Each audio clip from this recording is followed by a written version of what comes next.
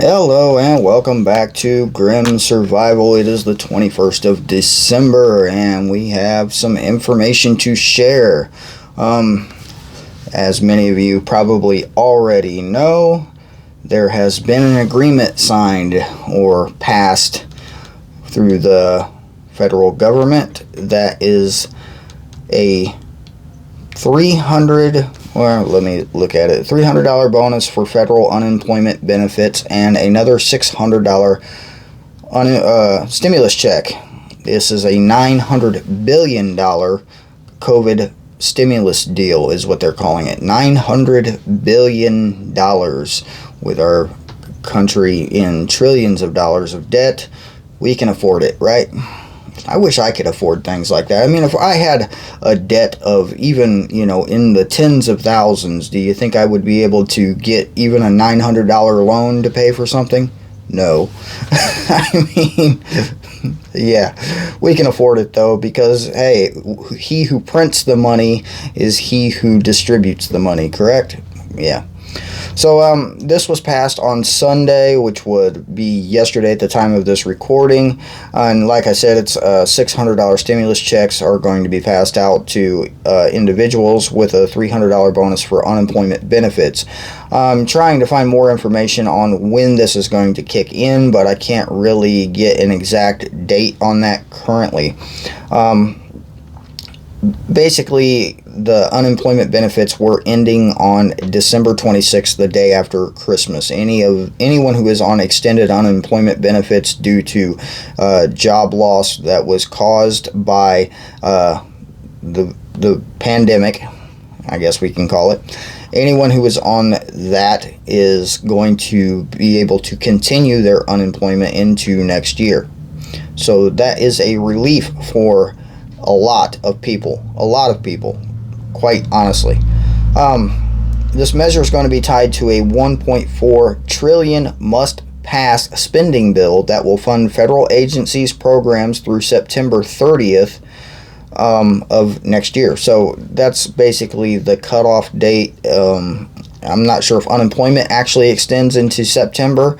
Hopefully it does for a lot of people. Along with this, they are also reinstating the cannot evict. I guess it's like a law they had passed to where homes can't, or people can't be evicted from their homes for lack of payment, which includes rental properties and mortgages. So that is interesting, and I'll talk about that in a moment. But yeah. So, like I said, this country is in trillions of dollars of debt. Trillions of dollars. And the debt is owed to various corporations, mostly corporations that are in various other nations, actually. So we owe money to everyone. Basically, we owe money to everyone. What else can you say about that? I mean, now we're writing bad checks, because that's what a stimulus check is, in my opinion. Remember the days of checks when everybody had a checkbook and they kept a ledger in their checkbook and they would write checks for everything, and you would have to wait in line at the convenience store for the guy in front of you to buy one little thing, and he's sitting there filling out a check. Do you remember those days before cards? Because I do remember those days, and it was quite aggravating, to say the least. So now we're just writing bad checks to everyone. Here, have a $600 check.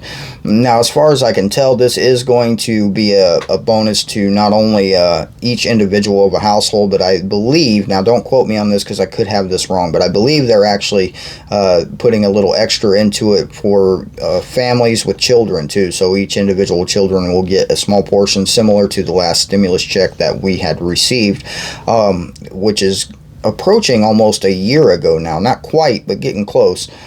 So yeah, we're gonna get more free money. How nice is it of them? Not quite the amount we got last time, but hey, my earlier predictions about this is what they were going to actually give it to us before the Black Friday holiday, and they were going to allow it to be used for a bunch of junk that people didn't need. But obvious with how the government operates and how people are, they could not come to an agreement, and finally they have done so, because they really are left with no other choice. Had they not done it when they did, or done it before now, or you know what I mean, if they hadn't done it soon, a lot of people were losing their homes, a lot of people were losing their benefits, and a lot of people were going to be very homeless and very hungry. And I think the government realizes that that would cause a lot of not only crime but civil unrest throughout the entire nation, not just localized into cities but throughout the entire nation. That would have caused a lot of very desperate people. So they're trying to stop that from happening. We'll give them a little bit of credit for trying, I guess. Right now in my state, now I'm keeping this information localized to my state because I just am. You can look it up for your state or throughout the whole nation. Right now, on unemployment in the state of Indiana, there's an estimated over 200,000 people, and that number was counted about mid-year. In early parts of the year, around the month of April, it was over 500,000 people on unemployment just in Indiana alone. So those numbers are still rather concerning, being that we are somewhere right in the 250,000 mark, somewhere right in there. So they are imposing more restrictions, and they have imposed more restrictions in my particular state currently. It started back in November 15th, about a month ago now, where they were basically claiming more than 2,500 people have been hospitalized due to the virus, and it's basically the positive tests were increasing at an enormous rate. Now this could, if you look into this at all, you can probably realize that the way they're doing the testing has changed, and a lot of potential false positives are potentially coming up. Trying not to get banned. Yeah, I'm trying. It's not working out very well most days. They're demonetizing a lot of my videos. But anyway, that's beside the point. So let's talk about the people not being kicked out of their homes. So that's a good thing for those people, but what about the people who actually own the homes, or the smaller mortgages I'm not too concerned with, to be honest with you. Most mortgages are owned by banks that have more money than they ever would spend or need, so I'm not really concerned about mortgages. But let's talk about rental properties for a minute. Most rental properties are owned by individuals, people that count on that money to support their families. So those people are not receiving any money to support their families, and those people are now being told that they cannot remove people that are unable to pay from the homes that they own. And at some of these homes are under a mortgage, and they count on the people renting them. I'll learn words one day. The people renting them, the renters, to actually cover the mortgage cost. So what's going to happen to them? I mean, you got to look at both sides of every coin, right? You have to question everything. What's going to happen to the people that own these homes that cannot evict somebody who cannot pay their rent, and now they can't afford the home either? So at some point the bank will probably take over the mortgage or take back the mortgage, and then what? So this is not a solution to a problem. This is just pushing the problem onto somebody else, or pushing the problem aside, not actually fixing it. What could fix this problem? I mean, this problem extends to the entire nation. This is a problem with just the economy in general. The way it's going is just, anybody who can do math, when you see trillions and trillions and trillions of dollars in debt, and people just printing money like it's just pieces of paper, then guess what the money becomes? Useless pieces of paper. That's all it is. And the value of the United States dollar is on a belief system, because it literally is not worth the paper it's printed on. Quite literally. It's not. And that's part of the agenda and part of the plan, in my opinion. And these are my opinions. Keep that in mind. This is a part of the plan to push on us the the World Economic Forum's Great Reset. That is a part of the plan, and you cannot have a great reset until you've completely destroyed the thing that you're trying to get rid of. You have to completely destroy it. And how do you completely destroy an economy? You just print money for nothing. It's based or backed by no actual hard anything. I mean, it used to be backed by gold, then by oil, and oil is one of those resources that, is it's iffy at best. Sometimes you have more, sometimes you have less. Anybody who knows about the oil industry knows that it's not a sure thing no matter what. But the same thing could be said about gold mines, except for the fact that, at the time of the gold standard dollar, we actually had a surplus of gold. We used to store it in Fort Knox. There's many, many, many, many people that say that there is no gold there anymore, and that it was moved to the Federal Reserve, which is a privately owned bank. The Federal Reserve was holding all of the gold. But then they changed the money and it's not backed by gold anymore. So it's a pretty well known fact that we just don't have any anymore. We gave that away to other places and people use it for various things. I mean, look at other countries where they eat it. Yeah, that's a thing. People actually eat it. It's gold. We'll just put it on a cake, and yeah, but that's beside the point. So, there as is words. I'm telling you, I just can't talk today. As many as 87 million workers could lose access to emergency paid leave at the end of the month if those benefits are not extended. It would limit workers' ability to stay home to quarantine after CV exposure. Yeah. Or care for a child whose school or daycare is closed. And this is something we're starting to see more of around the nation. It's increasing numbers. We're looking at lockdown 2.0. I mean, we've been talking about this for a while, and it is happening. I mean, in my state currently, they are already starting to close the businesses earlier. Things like Walmart grocery stores, where they were starting to stay open to their normal hours again, are now being restricted of closing, at like 10 p.m.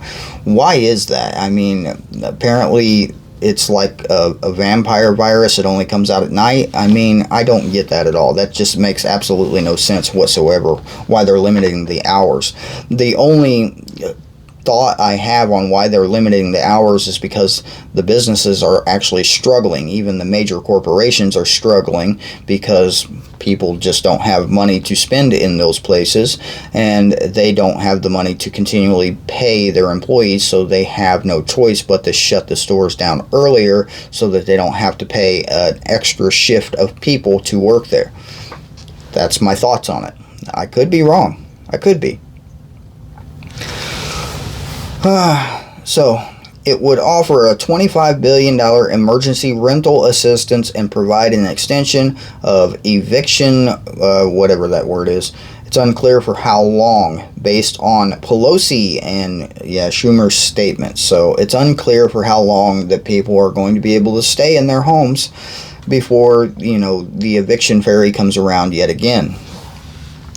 But as long as we're still writing bad checks, I mean, we'll be able to hang in there for a little while longer, right? That makes everybody feel so much better.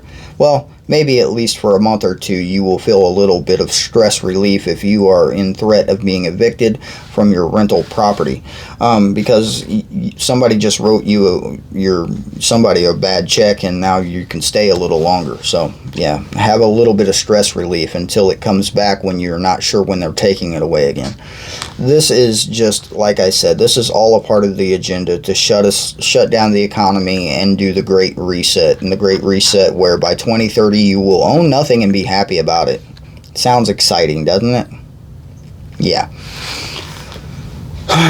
So this is my limited understanding of economy. So I have a very limited understanding and obviously a very limited vocabulary today. I haven't slept enough. I really haven't.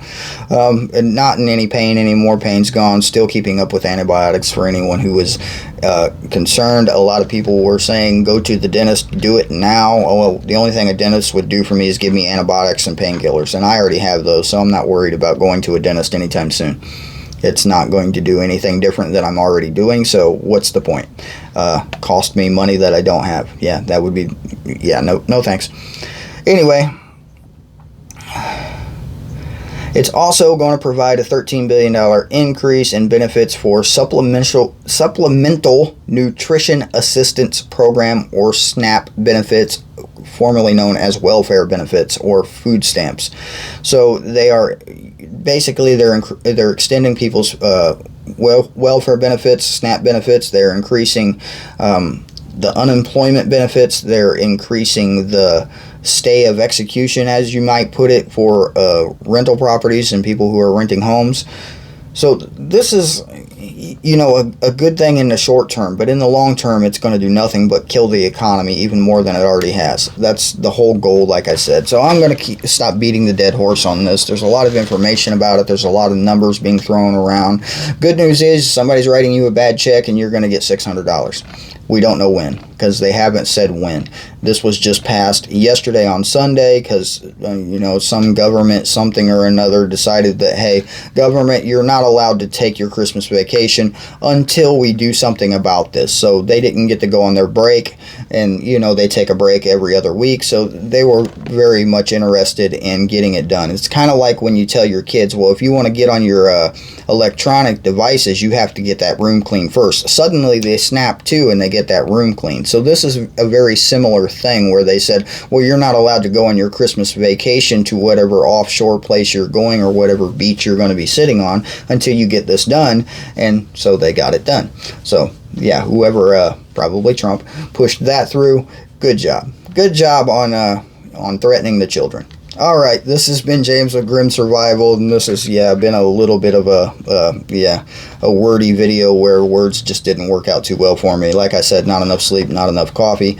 Making a cup of coffee before this premieres. All right, I will see you guys next time. Thank you for watching. Thank you for all your support. Remember, if you want to support the channel, there are links in the description, but the biggest support you could give is just give it a thumbs up and let one of those ads run through. I mean, you have an extra 30 seconds to kill, right? Just let it run through to the end. It really does help the channel. It really helps to support myself and the things I do. So, yeah, like I said, I'm shutting up. See you next time.